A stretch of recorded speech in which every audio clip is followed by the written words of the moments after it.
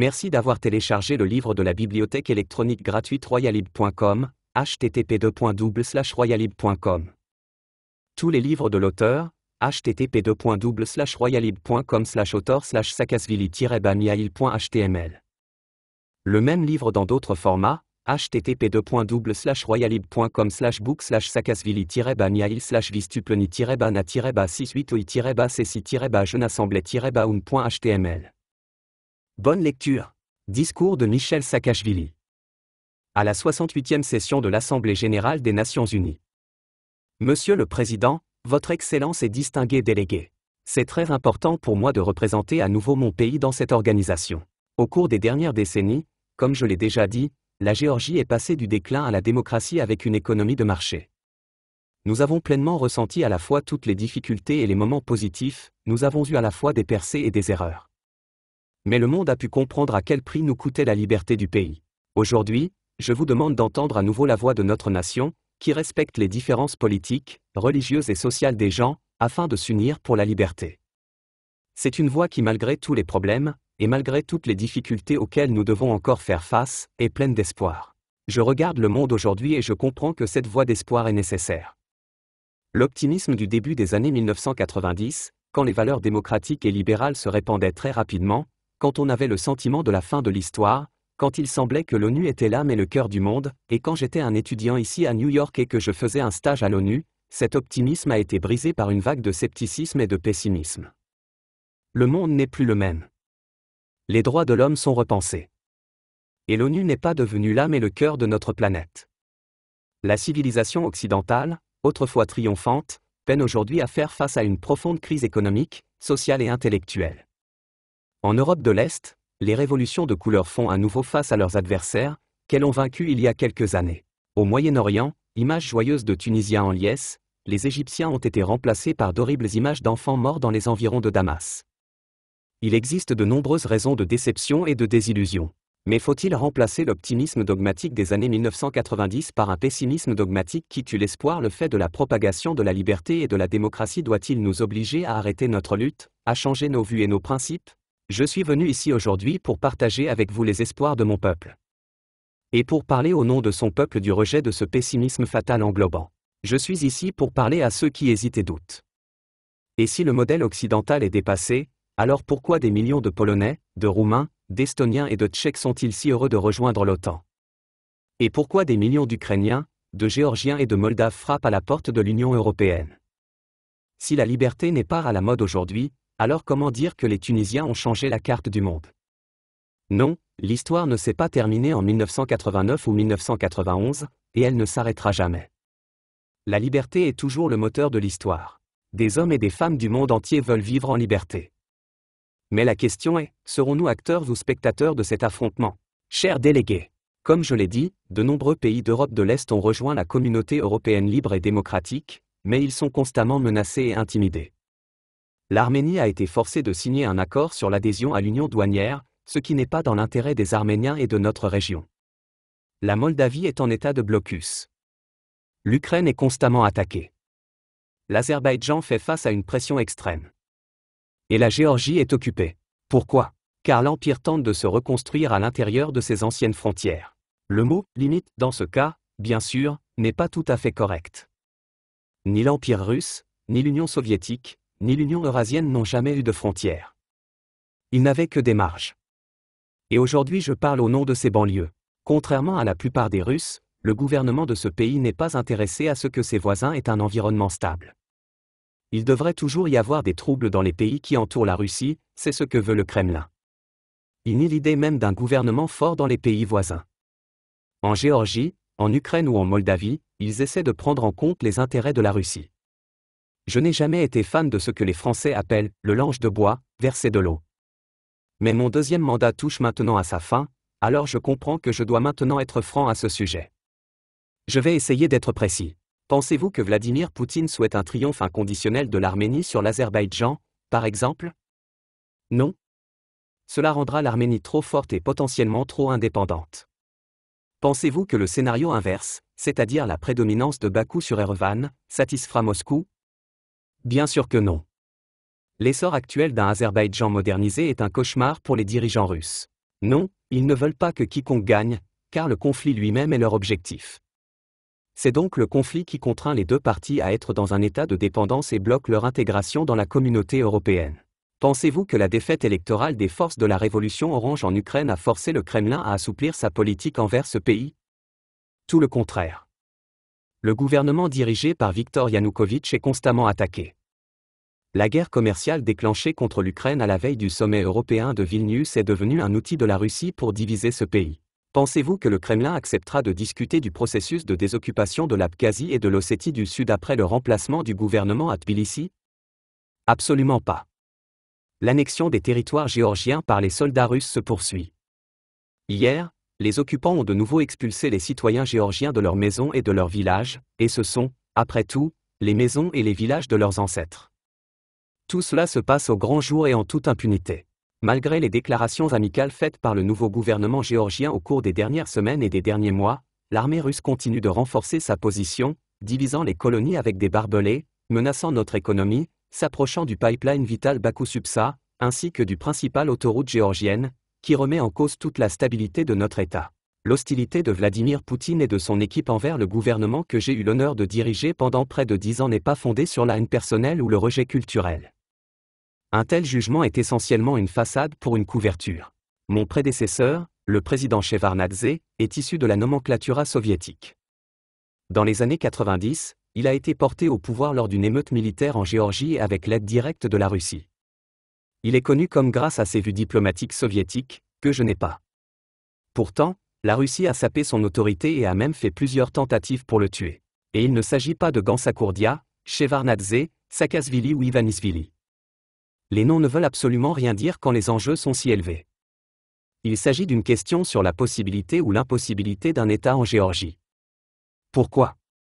Parce que le gouvernement russe actuel sait très bien que dès que des systèmes étatiques forts seront créés en Ukraine, en Géorgie ou en Moldavie, les gouvernements reflèteront en même temps les aspirations de leur peuple, qui, entre autres, veut être complètement indépendant et aller vers l'Europe. L'expérience géorgienne des réformes réussies et du fonctionnement réel de l'État peut devenir un véritable virus, un virus qui se répandra dans tout l'espace post-soviétique, et qui, selon la Russie, doit être éliminé par tous les moyens possibles. C'est pourquoi le peuple géorgien a été contraint de faire face à l'embargo, à la guerre, à l'invasion et à l'occupation. Et tout cela est arrivé depuis 2006. Mais c'est précisément pourquoi la résistance du peuple géorgien et la restauration de la démocratie géorgienne sont si importantes pour toute la région. Mesdames et messieurs, les tentatives de faire reculer les perspectives de l'Union européenne et de l'OTAN dans notre région deviennent encore plus intenses. Et ces tentatives ont un nom précis, c'est l'Union eurasienne.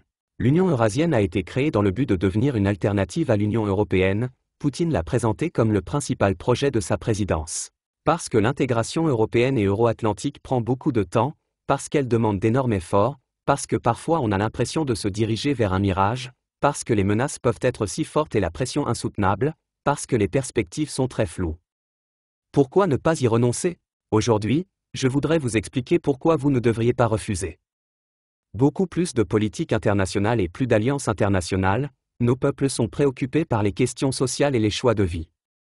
Notre peuple doit choisir s'il veut vivre dans un monde de peur et de criminalité, un monde où il est persécuté parce qu'il est différent et où les minorités sont comme des punching balls, un monde où l'opposition fait face à des coups et à une justice sélective, un monde, mesdames et messieurs, que nous connaissons tous très bien, car nous en sommes tous sortis. L'Union eurasienne est notre passé récent et notre avenir, qui a été créé par d'anciens agents du KGB à Moscou. D'autre part, nos traditions et nos aspirations séculaires nous montrent la voie vers un autre monde appelé Europe. Les communautés européennes ne sont pas non plus idéales, et si nous nous dirigeons vers elles, nous serons également confrontés à des peurs, des espoirs, de la colère et même de la haine. Mais dans ce cas, la méritocratie l'emporte sur le népotisme, la tolérance devient le fondement de la vie sociale, les opposants d'aujourd'hui peuvent devenir les ministres de demain, et non des prisonniers ou des ennemis à abattre. Pour les peuples d'Europe de l'Est, le choix devient tellement évident que les stratèges du Kremlin, qui se disent technologues politiques, ont décidé d'abolir le concept de vérité et de ne créer que des mensonges qu'ils répandent dans toute l'Ukraine, la Moldavie, la Géorgie et d'autres pays. Leur porte-parole dans nos pays estimés, il s'agit d'une cinquième colonne consciente ou inconsciente, qualifie l'Union européenne d'instrument de destruction des valeurs humaines, d'érosion des traditions nationales et de promotion des idées LGBT. C'est étrange, mais ces dernières années, voire des semaines, à Tbilissi, Kiev et Chisinau, nous entendons le même orgue de barbarie, qui a été lancé pour la première fois à Moscou. On entend dire que nos traditions s'effondrent sous l'influence de l'Occident, que les fêtes chrétiennes remplaceront bientôt les défilés gays et que les églises se transformeront en Disneyland multiculturel. Nous entendons dire que notre identité traditionnelle est sur le point d'être menacée. Mais sommes-nous assez naïfs pour croire à ces mensonges, des mensonges auxquels on a cru pendant des générations, des mensonges qui ont volé notre souveraineté? Sommes-nous assez injustes envers nos ancêtres pour croire que leur mémoire peut être honorée par des attaques contre des mosquées et des pogroms? Nous ne devons avoir aucun souvenir de notre propre histoire si nous pouvons la laisser se répéter indéfiniment. Lorsque nous entendons les faux chants des orthodoxes chantés par les impérialistes russes, oublions-nous vraiment la voix juste du patriarche Kyrion, qui a été tué, ou la voix éternelle du patriarche Ambrosius Aillet, qui a été torturé pendant des jours et des semaines uniquement parce qu'il parlait à Genève contre l'invasion de son propre pays? Sommes-nous sourds, puisque nous n'entendons pas les voix des évêques et des prêtres assassinés? Sommes-nous incultes si nous ne nous rappelons pas qui a repeint nos églises et effacé nos saintes fresques? Sommes-nous aveugles, puisque nous ne voyons pas la destruction de nos églises dans les territoires occupés? Nous devons connaître notre histoire. Et il nous enseigne que la tolérance est la base de la souveraineté de notre région. Ce n'est pas seulement un devoir moral. C'est une question de sécurité nationale.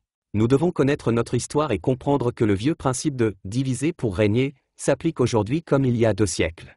En regardant notre région aujourd'hui, ceux qui connaissent l'histoire du Caucase devraient se souvenir du massacre des Arméniens et des Azerbaïdjanais en 1905, créé artificiellement par le régime tsariste, et le comparer au conflit du Haut-Karabakh à la fin des années 80. On peut aussi rappeler le début de la guerre en Abkhazie au début des années 1990.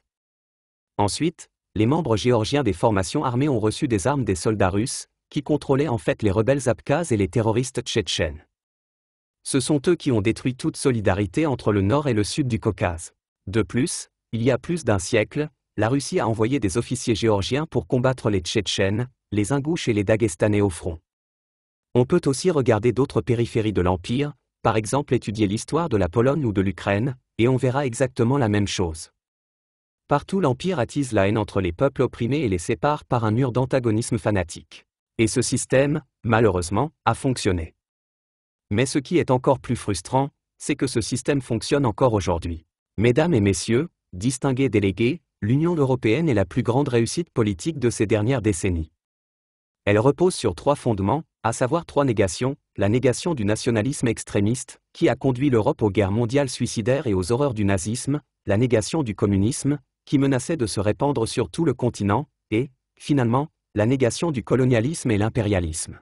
Il a fallu du temps aux héritiers des empires français et britanniques pour accepter le 3e déni, mais renoncer à leurs colonies était le prix à payer pour moderniser leurs économies et développer leur démocratie, ainsi que pour réaliser l'UE elle-même. L'Union eurasienne repose sur des principes radicalement différents.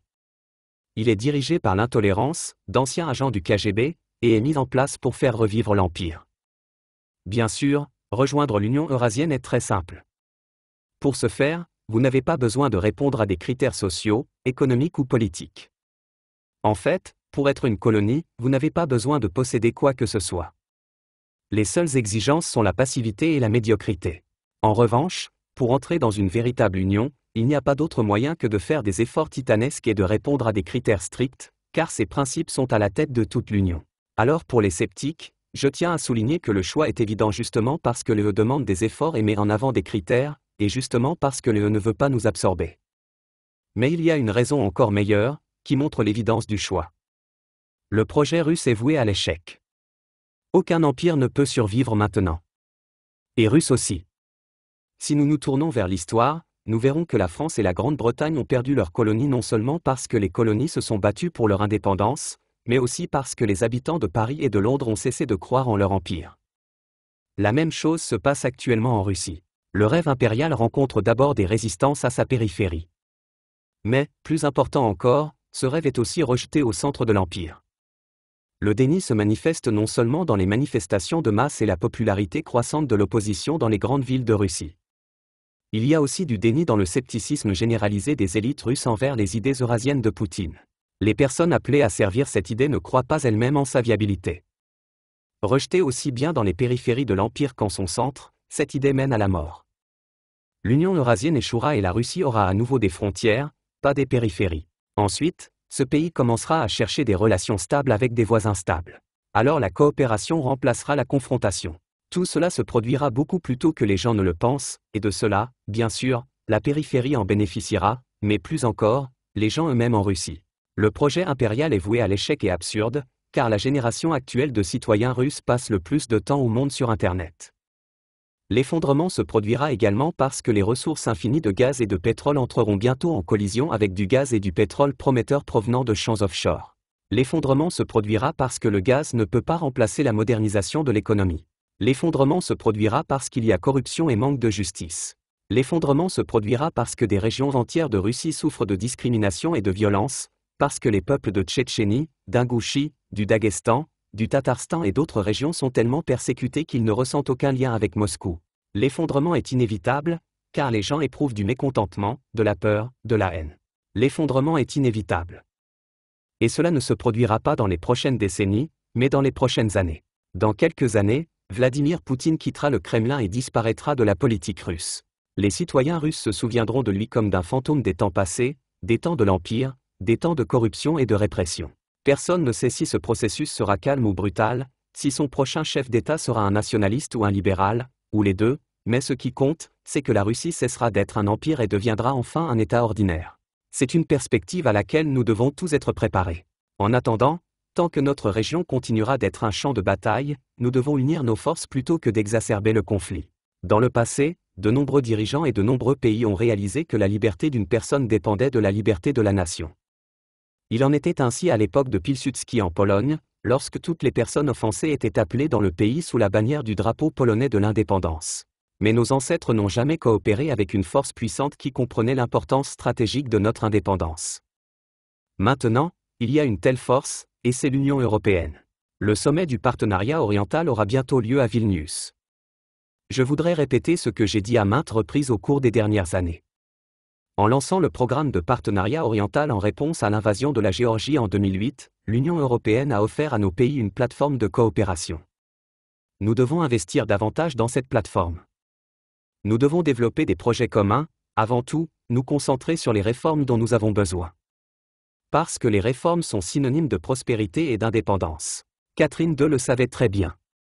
Lorsque la Pologne a commencé à mener à bien son programme de réforme et a commencé à suivre les éclaireurs français et anglais, Catherine a écrit une lettre secrète à Frédéric le Grand. Cette lettre reste l'un des exemples les plus impressionnants de la pensée impériale. Il dit que les réformes sont dangereuses à la fois pour la Russie et pour la Prusse, car elles feront de la Pologne un véritable État, et les réformes doivent être arrêtées, et la Pologne doit être attaquée, et de plus, le plus tôt possible. Cette lettre peut sembler familière à quiconque sait à quel point Vladimir Poutine déteste les réformes géorgiennes de la dernière décennie. Pour la première fois dans l'histoire, un État populaire se construit sur le territoire du Caucase et les réformes doivent être stoppées avant qu'elles ne portent tous leurs fruits. Mesdames et messieurs, l'unité doit être notre règle en Europe de l'Est, y compris dans le Caucase disparate. J'ai déjà parlé du début de la guerre en Abkhazie, mais je peux rappeler d'autres épisodes symboliques antérieurs de l'histoire du Caucase. À la fin du soulèvement de Chamil contre l'Empire russe, après que Chamil lui-même se soit rendu, il n'y avait qu'un seul chef tchétchène qui a continué à se battre, son nom était Bézongur. Mais il a également été blessé et capturé. Il était sur le point d'être pendu et des officiers russes ont rassemblé des Daghestani pour assister à l'exécution. L'un d'eux a reçu l'ordre de faire tomber un tabouret sous les pieds de Bézongur. Les Russes ont donc voulu jouer avec les peuples et inciter à un massacre sanglant. Voyant cela, Bézongur lui-même a fait tomber une chaise sous ses pieds et s'est ainsi suicidé. Cela est interdit par la religion, mais il a arrêté l'inimitié des deux peuples voisins. Mais écoutez, combien de malheurs les nations caucasiennes ont-elles eu? Cela doit prendre fin. Et c'est pourquoi, durant ma présidence, j'ai lancé plusieurs projets qui devraient améliorer les relations entre le nord et le sud du Caucase, des projets visant l'éducation et les échanges universitaires. Nous devons continuer à faire de si petits pas. Nous devons être préparés pour les temps où l'Empire tombera. De cette façon, nous pouvons survivre à un héritage haineux.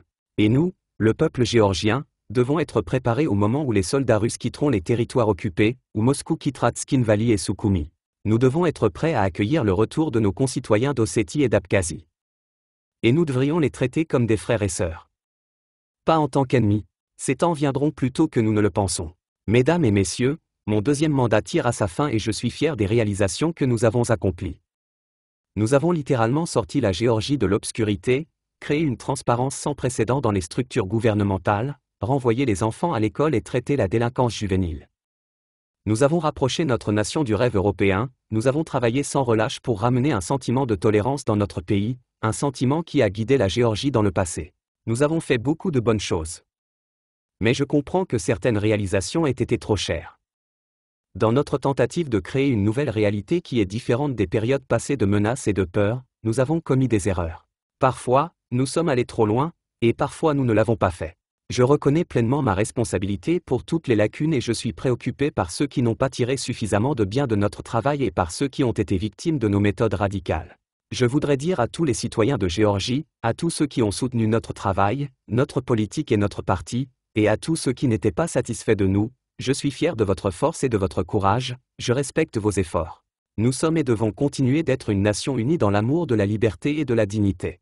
Nous sommes et devons rester une nation qui respecte les sacrifices de nos soldats en Afghanistan, une nation qui pleure ses pertes et se targue de son courage. Nous sommes et devons rester une nation unie dans notre destin historique de rejoindre la famille européenne des nations démocratiques, une famille dont nous ne pouvons jamais nous séparer, notre famille. Le chemin du peuple géorgien vers la liberté, l'unité régionale et l'intégration européenne est loin d'être terminé, et je continuerai à consacrer chaque jour de ma vie à la réalisation de cette cause. Comme un fier fils de son fier peuple. Merci. Merci d'avoir téléchargé le livre de la bibliothèque électronique gratuite royalib.com, http://royalib.com. Laissez un avis sur le livre, http://royalib.com/comment/sakasvili-baniail/vistupleni-na-ceci-jeunassemblée-un.html. Tous les livres de l'auteur, http://royalib.com/auteur/sakasvili-baniail.html.